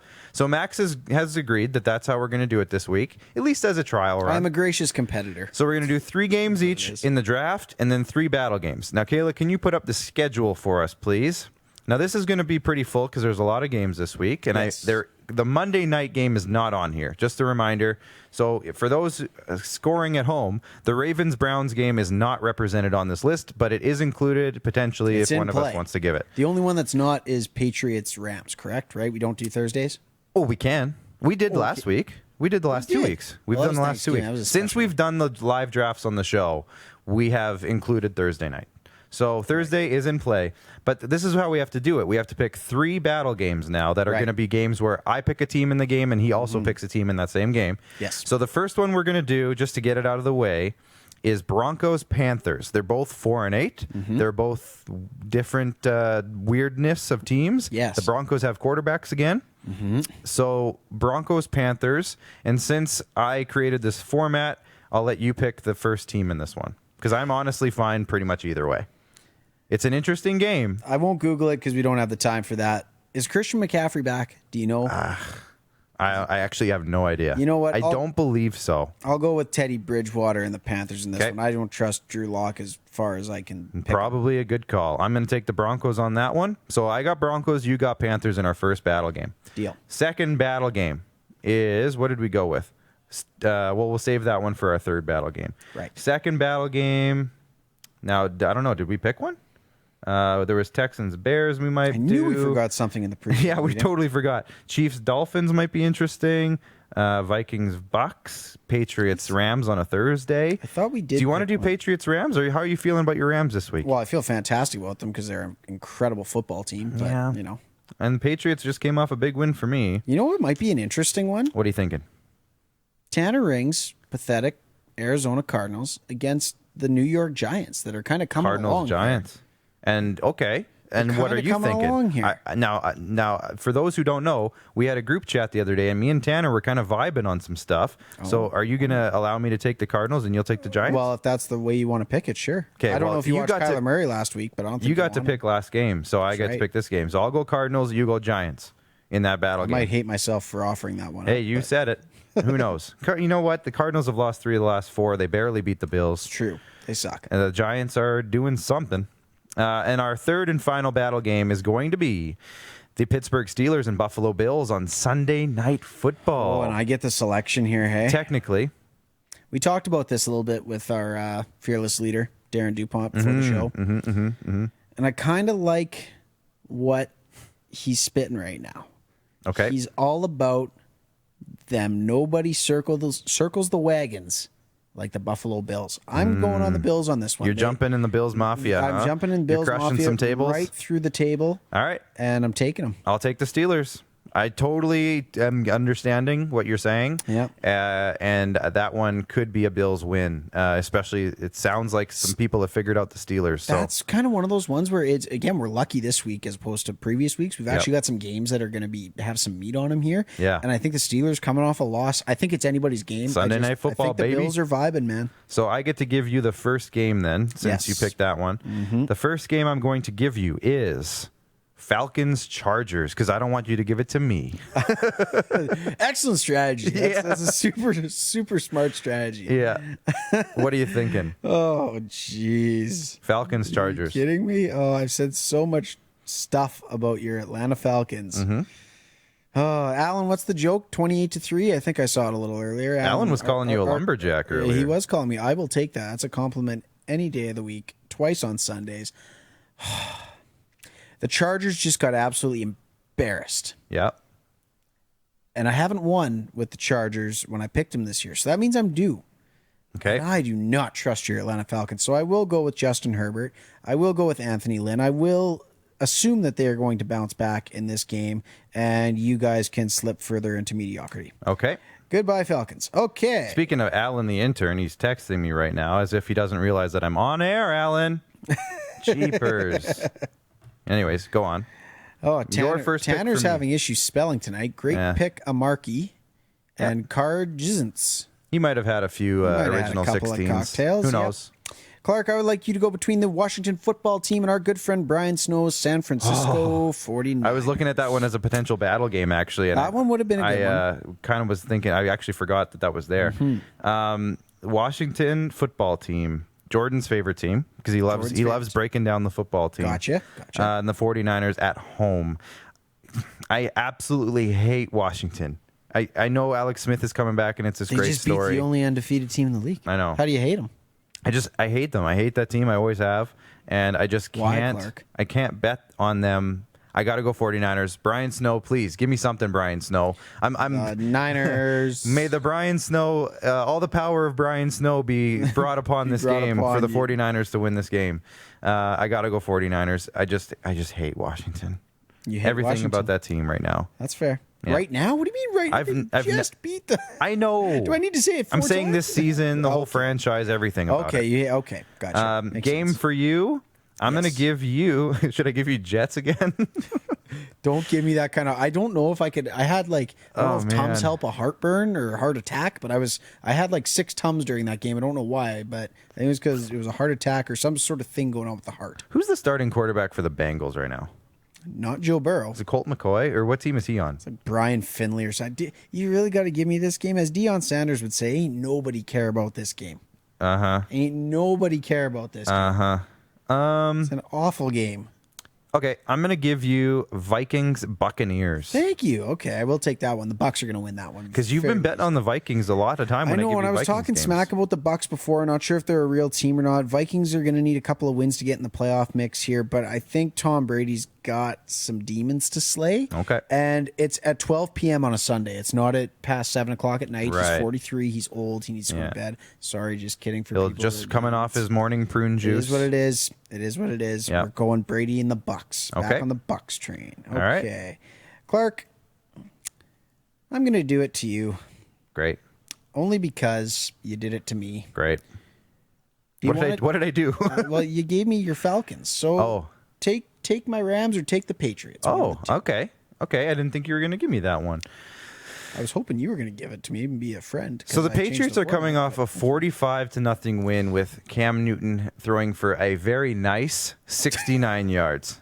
Jordan will like that one. Nice. Very nice 69 yards, Cam Newton. 1 touchdown pass. There he is. He's chiming up back there. He woke up. But you know what? The Rams defense at home, not that, again, home field advantage right now is it really There's a no thing? fans. But the Patriots are traveling across the country. They are. And they're going to be playing a Thursday night game after just playing a Sunday, so they don't have a whole lot of rest. I'm going to take the Rams. The Rams. Got to go with the Rammers. Hey. Team Ramrod. I like it. Team Ramrod. What are we at for picks? I have no idea. With these 6 games, it's throwing me off. So we are 5 teams deep now on each side of the board. Okay, so I got to give you another one, and you got to give me another one. Yes. Is what I'm getting at. That's okay. I'm going to give you Cowboys Bengals. I'm not even going to watch this one. This is awful. That's okay. Just put it on the board. Oh, my gosh. Cowboys Bengals. And again, I don't even honestly. Cowboys are playing tonight. Who is the Bengals starting quarterback right now? Brian Finley or Ryan Finley or something. Is it him or is it? Where's Colt McCoy? Colt McCoy's in New York. He's with the Giants. Oh, he's winning games with the Giants right now. Interesting. Okay. Bengals won the last time they met in 2018, if that matters to you. NFL.com coming up with great statistics. Awful football game. Yep. But it's kind of a hard one to pick. There's no automatic here. If Joe Burrow was in the lineup, I'm taking the Bengals all day, twice on Sunday. But Andy Dalton. Take the Bengals. You see the hair color, Andy? Do it for us. Do it for the Gingers. Is Andy starting? I hope so. I think so, Otherwise, that made no sense. No, I think he is. Let's go Cowboys. All right, taking the Cowboys. Last game. Last game for you, Clark. Who you got for me? I saw an interesting one here, but I just got to do a quick scan through here. Scan through. Quick scan through. This could get dangerous, folks. It is. And you know what? It's because I really want to see this happen to you because it's kind of a hard one. And I think you just might have lost it and you really wanted to give it to me, but you didn't. And I would like you to go with the Browns and the Ravens on Monday Night Football. Browns-Ravens. Yep. So you're making me wait all this time. Browns-Ravens. Browns at home. Ravens are weird. Ravens got to win. I'm jumping on the Baker train. Put me. You're on the Baker train. Baker's man. What is patty cake? Patty cake. This is going to be a fun graphic to build. Bake me a cake as fast as you can beat the Ravens. I think that's what we're going with. Is that the nursery rhyme you're reading to the daughters tonight? Yep. I like it. They're already asleep. Hopefully. Emma was supposed to watch tonight, my oldest daughter, and she didn't comment. So now I'm kind of sad. But do we blame Amy on that one? No, I never blame my wife for anything. You are smart. We'll clip that. You can tell Clark as is. Thanks, Jordan. Anyways, there we go. So that's we won't Select Week 14. That was a lot of picks, so we won't do a recap of that one. So if I go 0-6 and you go 6-0, I'm protesting the format that I agreed to. Yeah, and if it happens, you have the right to go back to the old format. That's where we're going at with that. Gotcha. So if you're like, keeping the 6-0 record. Well, yeah. We've agreed to this. This week we're doing the extra games, so I have a chance. Guys, here's how the text exchange went. It was Clark, like, you know those little sad dog eye emojis or whatever it was. Jordan, this is story time. What, is Jordan yelling at us again? I don't know. Maybe it is. I could Clark sing Let It Go. Clark is going to sing Let It Jordan Go. Blodgett says Clark's going to sing Let It Go. What's the one off the new one? What's the one off the new Frozen movie? It's on your top 4 of Spotify. Into the Unknown. Oh, I've never heard that song. Alexa, play Into the Unknown. How many things did I just set off? Not many people are.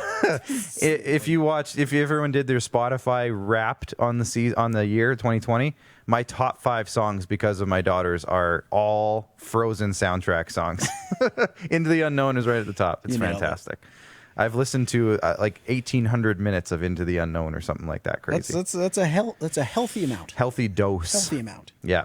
We got to talk about our friends over at RBI, I believe. Yeah. So yes, we do. RBI. Of course, I'm wearing their Out Hustle My Yesterday shirt. I love these guys over at RBI. There, look at that. It's like the same color and everything. Kayla's paying attention. She is. Unlike Jordan. So there's some fun stuff going on for the Christmas season over at RBI, and they've asked us to help them promote their Adopt a Family program, and they're partnering up with Tom Collegiate here in Regina.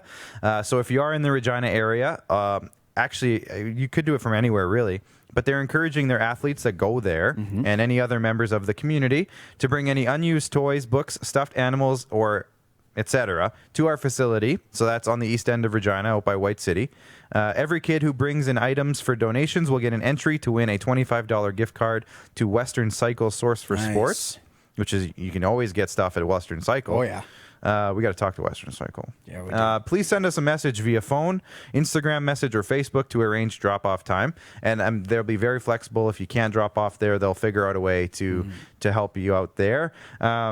And athletes can bring, when they go to their sessions, they can bring stuff there. Deadline for drop-off is December 16th. So that's next Wednesday, December 16th. The random draw is going to be the next day on the 17th. So they have a post on their Facebook page. If you can't help out, share it. We would, if you could go share it to your Facebook page, that would be great. That would help them out. Just go share it, and they're helping out some families here in Regina. So can't really go wrong with that in a Christmas season where a lot of people could use a little extra hand, 100%. I think, this year. Great initiative Chris has got going on over there. At RBI, they rise above the rest, and that's a great example. So, hey, we're signing off. We're a little later than last week, so maybe they did bet in the back room. I'm not sure. They must have. But tomorrow on the Rod Pedersen Show, that is the show I obviously produce with Director Jordan in the back, the Vice President of Hockey Operations and General Manager of the Regina Pats Hockey Club, John Paddock, who traded Teemu Solani back in the day. He joins us by video chat, and we're also talking Lou Marsh Award and a whole lot more with Sportsnet's Arash Madani. To next week on the SquadCast, if you're looking ahead to the SquadCast next week, because I know Jamie Anstey's looking forward to this one, we have TSN's Joey Alfieri joining us as we move eastward. We are hitting him up to talk about the Montreal Canadiens. And we're also talking to NHL legend, the legendary Pest, himself, Matthew Barnaby. That's going to be We are going to be having a great chat with Matthew Barnaby. Nervous. Yeah, you are. Yeah. On the Ottawa Senators, because Matthew lives in Ottawa. He's lived in that area a long time, and he covers that team. So we're going to get deep on the Sens with Barney. So we're super pumped for that. From the basement of the bunker, we are signing off. I'm producer Clark, Mad Max, director Jordan, producer Kayla are in the back, and our friends at Rockstar Supply Chains Solutions, IKS Media, Vigor Lifestyles, Hoop Life Basketball, RBI Baseball. Let me just show the shirt again. Out hustle my yesterday. Oh my. We will see you next week here on the SquadCast, because I'm in too deep and I'm trying to keep up above in my head and instead of going under. Max, from the great words Sum of Sum 41. Let's go. We'll see you next week. Thanks, everybody.